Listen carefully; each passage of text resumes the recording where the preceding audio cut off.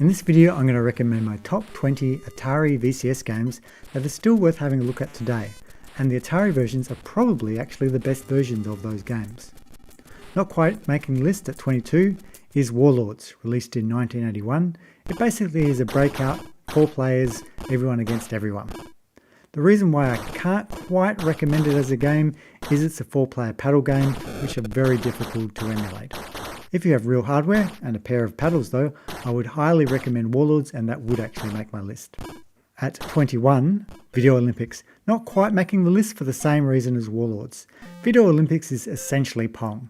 Pong is a pretty simple game by today's standards and probably not fun for very long, but Video Olympics has 4-player Pong, which is actually quite a lot of fun.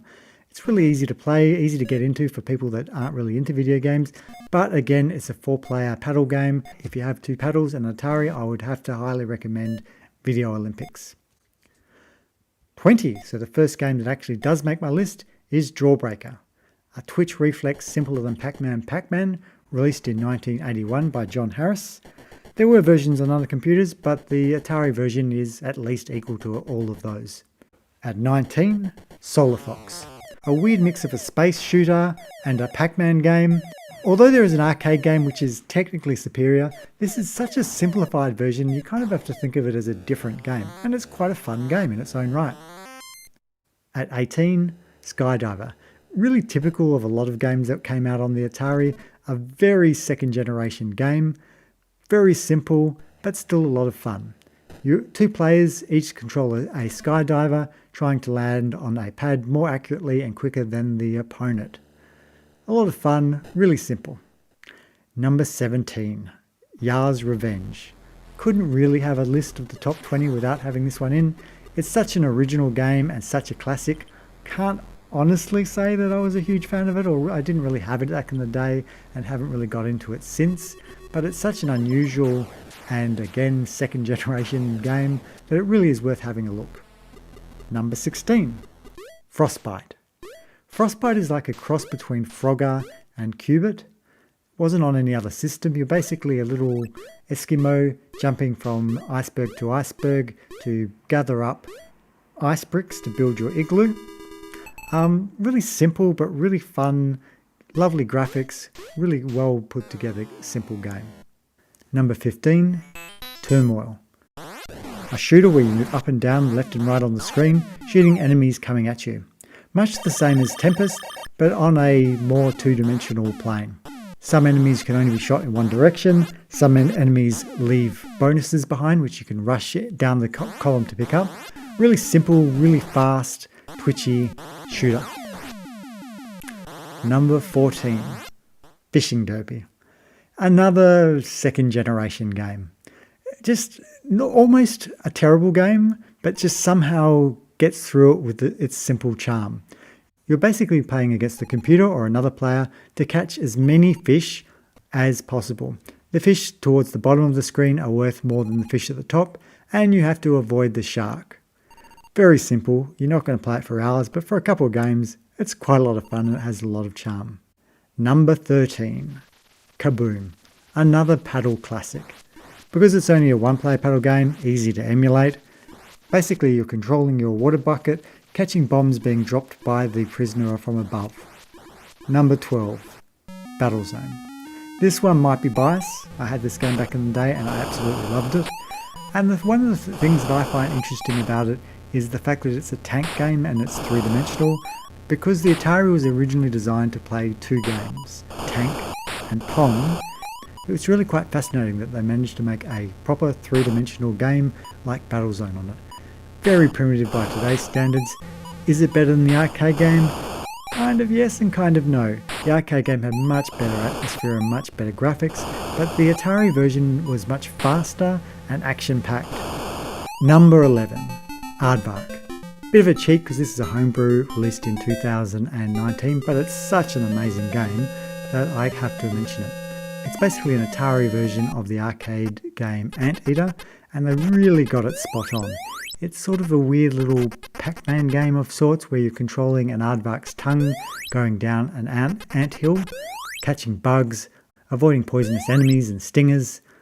An amazing game. A huge achievement, very well animated, Just an amazing, amazing game.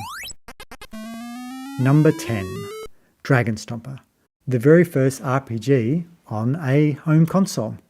Requiring the Starpath Supercharger to play it, which is basically a memory expansion for the Atari, it was the first of its kind. Very, very, very simple by today's standards. Still kind of playable, kind of an interesting game. Number 9, Pitfall and Pitfall 2. I kind of have to rope them in together. Again, really simple by today's standards, kind of repetitive in a lot of ways, but an amazing achievement.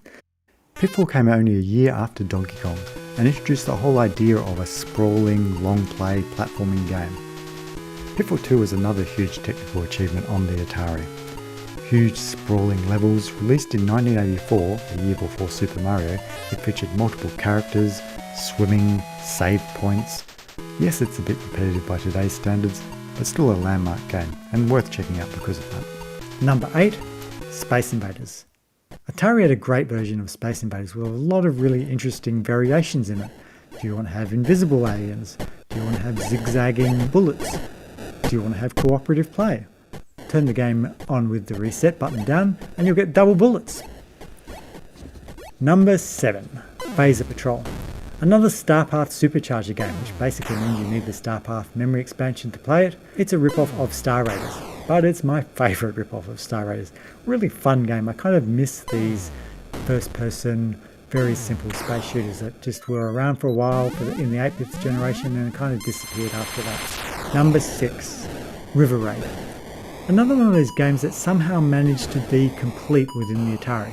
Most Atari games really seem like a compromise, like they aren't quite doing what they really would want to do. Carol Shaw, in programming River Raid, really looked at what the Atari could do and designed a game around those constraints. River Raid is really quite a fun shooter even today. Number 5, Combat, the packing game. Fight against your friends in tanks, jets, biplanes. It's a simple game, but it's a lot of fun. And again, what makes it fun is all the variations. You can have bouncing bullets, you can have invisible tanks, and again, you can have biplanes or jets. Lots of variation and fun. Number 4, Phoenix.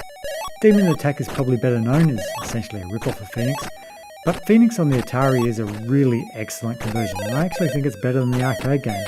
It's really quite fast. It manages to has 3 distinctly different levels in it, where aliens behave differently, or birds in this case. A really fun, brilliantly designed bottom shooter. Number 3, Berserk. Halo, Doom, all these shooters owe some of their heritage to the game Berserk, which started that whole genre of one man against the enemies. So one man fighting his way through hordes and hordes of robots. Again, it's unusual, and they kind of got the graphics better in the Atari version than they were in the arcade game. Very, very simple, but a great game. Number 2, Hero. A flying platformer of sorts. Hero is an absolute masterpiece. How they managed to make this on an Atari without any support chips is absolutely beyond me. A beautiful game that looks better on the Atari than it does on any of the competing systems. Most of the competing systems added graphics which, in my opinion, made it look a lot worse than the original version of it. And number 1, Adventure. Adventure is the first open world game, the first graphical adventure game, an absolute masterpiece. It's a puzzle game. It's one of the only games on the Atari which I actually play quite regularly. Might be difficult to look at in today's standards. You're moving a square around, it's very basic, but the random elements of it and the way it has a real world that exists outside where you are is groundbreaking.